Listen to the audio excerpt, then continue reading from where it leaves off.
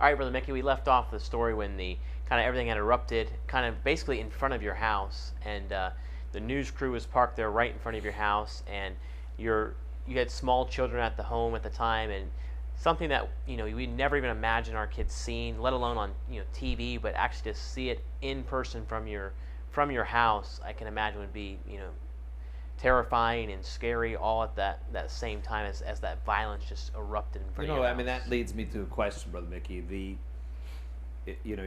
Brother Gary pointed out or asked the question about your children, their ages, and all of that. This is now several years later. How does all that play out with your family? I mean, that's very horrific, very graphic experience for them. How does that play out? That's a good question.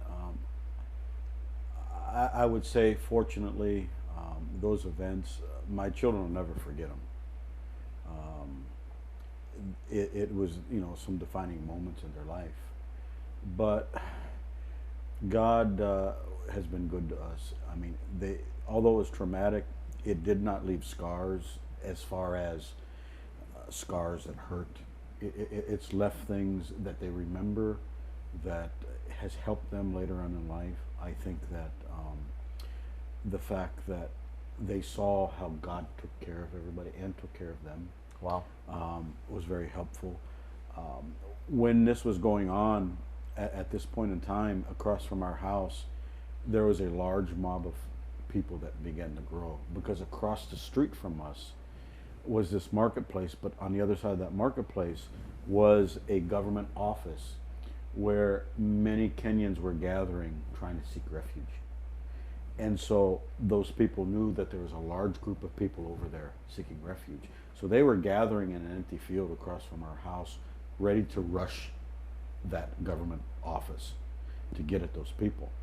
And when they were getting ready to rush, some helicopters, military, it must have been military helicopters, came and started shooting tear gas off to move this crowd of people away from those other people that they were trying to attack. And so when this tear gas is going off, it's moving that mob of people back, and it's moving them over towards where we live. Our house was fenced, not with a stone wall, but with bamboo poles. You could not see and know it was on the other side because of the poles and the brush and the hedges and stuff. But as they're coming, because that tear gas is forcing them back, they're now up against the fence of our compound, and that fence is moving and it's coming down. Now I'm talking about hundreds and hundreds of people with weapons, and we're hiding people in our compound that they're after. Wow. So I put everybody in the car, and we were in the vehicle, and we were ready to go through the wall on the other side and off into the bush, because they're coming into that compound. That tear gas is pushing them. The helicopters are flying right overhead, and the tear gas is coming into our compound too because of the wind. And you're able to see this, and right? We're seeing all of this happen. So we're ready to take off, because if they got in the compound and they found those ladies there's nothing stopping them. And then my family is there. So we're ready to take off, and then at the last moment, the wind shifted. Wow. And it went the other direction, and so they moved away from the fence, not knowing what was back there, because their attention was on those people over there. And so then we got back out of the vehicle. But again, as this was going on, there were some, how can I say, military presence with the helicopters and such. And they had some guns they were shooting to warn people and whatever. But my son was standing by a tree, and a bullet hit that tree 6 inches from his head. Wow. When this was going on. Wow. So it was very intense all around us. Okay. So now that mob has gone away and they've kind of dispersed, that we're back over the church building, and this mob's over there. And again, helicopters came, shooting guns out of the helicopter to disperse the mob that's around the church building. And they actually landed momentarily in that field right next to the church building. Okay. That's how intense it was going on. So, if I can get back to the story of now of how this all came out at the church building, we were trying to get help, but nobody would help us. See, we have police, of course, but they've taken sides, and it's not our side. Right. Okay, they're not being any help whatsoever. We don't even know where they are. We have done everything through all this. I've done everything trying to get some help, but nobody will help us. And that mob now has given basically a countdown. They've given a time. They said, we're coming back. They told our men. Because when our men met them, I mean, in essence, our men were standing shoulder to shoulder. Wow. Okay, arm in arm. Hey, this is our church. This is our pastor. You can't do this here. And then basically what they were told is that, well, listen, we're coming back. And when we come back, either you let us in or we'll count you as one of them. Oh my. And they gave a time frame. And so they're gone. And we've done everything trying to get help. Nobody wants to help us. I have people all over the world praying that God would intervene. And as this countdown is moving and we're waiting for these people to come back, we're reminded. And to this day, we don't know who it was that remembered.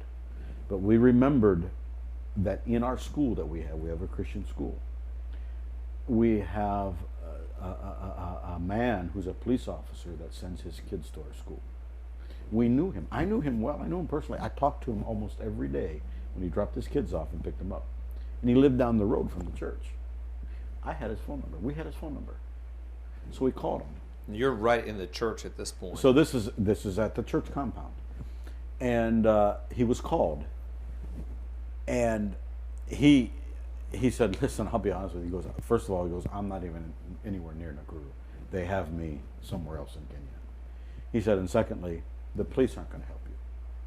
They've taken sides. They're not going to be any help. I can't call any of my policemen friends. They won't help. He says, I don't know what can be done. He said, but all I can say is I do have a friend in the military. He said, I'll give you his number. You call him and you tell him that I said to call. Maybe he can help, maybe he can't. So with that, we called this guy. And it was explained to this guy what was going on. There's a military base probably, it's probably less than 2 miles from our church. And this guy, as he's being spoken to, he knew what was going on. Okay, their families lived in the community, so their families took refuge at the base. Right. They know what's going on. And he's honest, he's blunt. He said, listen, he goes, I wish there was something we could do. He goes, but the government doesn't want us to be involved. If the military gets involved in this, it can make a bad situation worse. He said, I can't make you any promises. He said, I will try and see if we can do something. But I don't know if they'll listen to me. But I'll try. And that was it. So now this mob is back at the church building. They want in the building.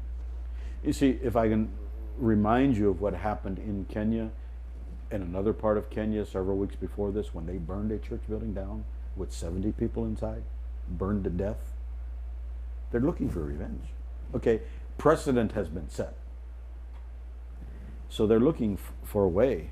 They were searching some of our other buildings, seeing if people were hidden in some of our other Sunday school classrooms and school buildings and toilets. And now they're looking for a way in the building. Of course, it's a stone building. We have bars on the windows, and it was going to not be easy to get in, but they could get in through the roof. That was the way that they were going to get in. So as this is going on, down the road comes some military vehicles.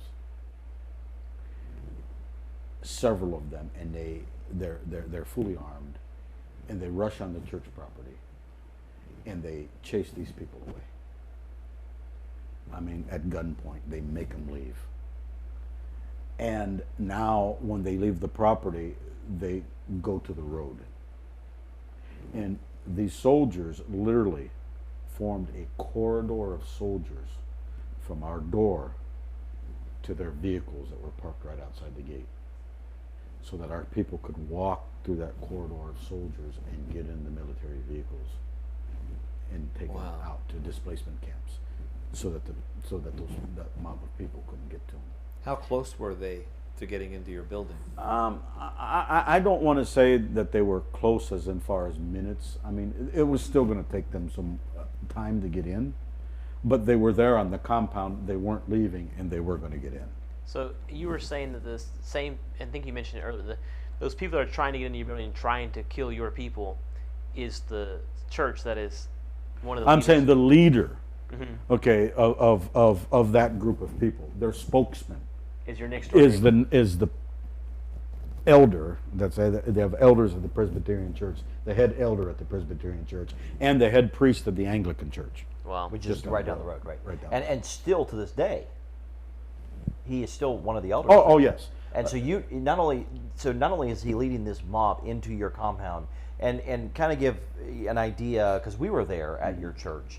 You have the main buildings, almost kind of like our church here. We have the main building, and then you have other buildings kind of like here that are classrooms, different Right. buildings, different. And so you guys are all hunkered down in the main building, In the church building, right? and Auditorium. so they're in your compound. They've already gotten Yes. past the fence, and they've gotten past the wall.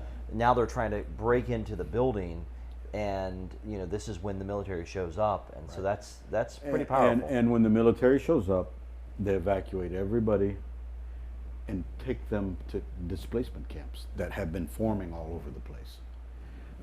Pastor Lowe refused to leave. He stayed. But of course, now that everybody's gone, the reason for them wanting to get in, What's the and the military is there, okay, they're dispersed. So he stayed behind. The people were taken to displacement camps. And when that happened and when those people were gone, then the mob of people put their attention somewhere else. Okay, went to look for easier prey, if you could say. But back to what you're saying, yeah, our people to this day, every day they'll see those people that were trying to kill them. That's just mind blowing. Yeah. They're shop owners, they're neighbors, they're this. And so, again, just showing the graciousness of God, okay, you have to forgive. Yeah. You can't hold that inside, because if you did, it will destroy you. And so, yeah, I mean, and I see people every day over there that I know they were involved in what was going on. And we try to put ourselves in that position here in the States, and you can't. Our mind can't even wrap around that. To think of, let's say my neighbor wanting to create a mob to come in and kill my family, and then yet months or years later, my neighbor still lives there, and yet I'm supposed to forgive that person and still be a witness and a testimony. And that, as we were there and witnessed firsthand of your people and the love that they have for their community there, and doesn't make a difference of tribe. And as Pastor was even saying at the beginning of the video, of the handshake thing, that we don't distinguish ourselves between tribes of a certain handshake or a certain language, that we're united through Christ. And Right. Yeah, and so when the people were taken to displacement camps, okay, understand, we were a church of about 400 people. The next Sunday we had 30 people. Wow. I stood in that pulpit and I didn't know what to think. Everybody's gone. We don't know where they are, most of them. A lot of these people that are taking refuge in our church building, a good number of them were church members, but there were members, there are people in the community too. All right? And so a lot of our church members, we don't know where they are. We don't know if they're dead. We don't know what happened to them. The mortuary was full of bodies. I go back to say, God protected everyone in our church. Nobody lost their life. Amen. We had people that lost everything, all of their earthly goods. We had some people in sister Baptist churches that were started out of our church that were killed. There was one teenager from a church across town, the first church started out of Grace Bible Baptist Church, was decapitated. They cut his head off of his body. Wow. Okay. It was a terrible situation. So now these people are in displacement camps, and they need help. They have nothing to eat. They have no water. right? Because it's not like the States here. No. When you get put into, like, say, a FEMA house where they Right. give you food and water and clothing and blankets. Yeah. If you don't have it supplied, you don't survive. So we started going out, looking for them, looking for our church members, Wow. looking in displacement camps, and finding them. And I told my wife, I said, we've got to do something. We've got to feed. And I told her, I says, I'm sorry. I said, but if we have to max out every one of our credit cards buying food, if we've got to, whatever we can, we've got to do it. And I share with my pastor, you know, of course, very closely what's going on. And he's sharing this a lot of times by email, and he's forwarding this to pastor friends and asking them to pray. And unbeknownst to us, my letters were going everywhere.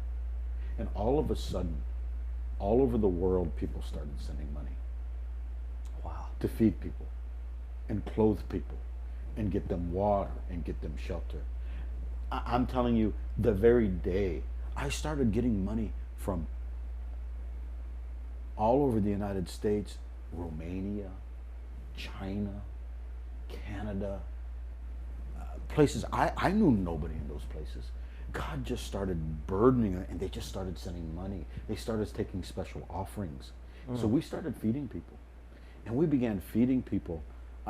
At one time, we were, I mean, I don't know the exact number, but we were feeding even 1,000 people a day, because not just from our church, but there are other Baptist churches affected and from different parts of the country that were in Nakuru. So we just started feeding people every day. I think that speaks to the Holy Spirit and the message that you preached on Sunday about being available. Yeah. And whether it's being available to serve, you know, physically or mentally or financially, is being available. And like you said, from around the world. And yet, we all have the same thing in Christ, is that desire to see, to help a brother out or a sister out that's in Christ, and being available. You know, I think that speaks volumes of that. The main displacement camp, the biggest one, largest one, was in the football stadium in town. And that's where a large amount of our people were. And as we took food there every day and we gave it to the people, finally the Red Cross became involved with helping people. They didn't have a lot of resources, but at one point when I went into the camp, the head of the Red Cross asked to see me. And they told me, you can't come in here anymore. And I said, why? They said, because you're making us look bad. Wow. You are taking care so well of the people from your churches. We can't do that. And it's not a good situation for us. We can't let you come in. So our people had to meet us outside the camp, to, you know, to get To be taken care of. We fed people for a year. Wow. Wow. How many people? Well, again, as time went on, it was less and less, because we were able to help some of our people resettle, you know, into a home and that type of stuff. And so, but by the time we finished feeding the last person, about a year had gone by. And slowly, our people began to return. Then through time, you know, it took several years to totally recover to back to where we were, but because then people would move to their home village because it would be safe for them there. But then they'd wait and see, okay, things have settled down now, and I can go back to Nakuru. And you know, to give an idea for some people who maybe have never been out of the country, it's not just going down to a Walmart to buy Right. 10 cases of water or calling up a shipping company. A lot of these situations in the town that you lived in the markets, these are open markets, and I would imagine that this turmoil in the country has not only put a damper even on being able to get basic supplies. So I'm sure it was difficult for you guys even to find the supplies, let alone, and then the Lord just blessed tremendously there financially to be able to afford them. But we're going to continue on, even though we want to right now. We're going to take a little bit of a break, and we're going to come right back, and we're going to finish up the story.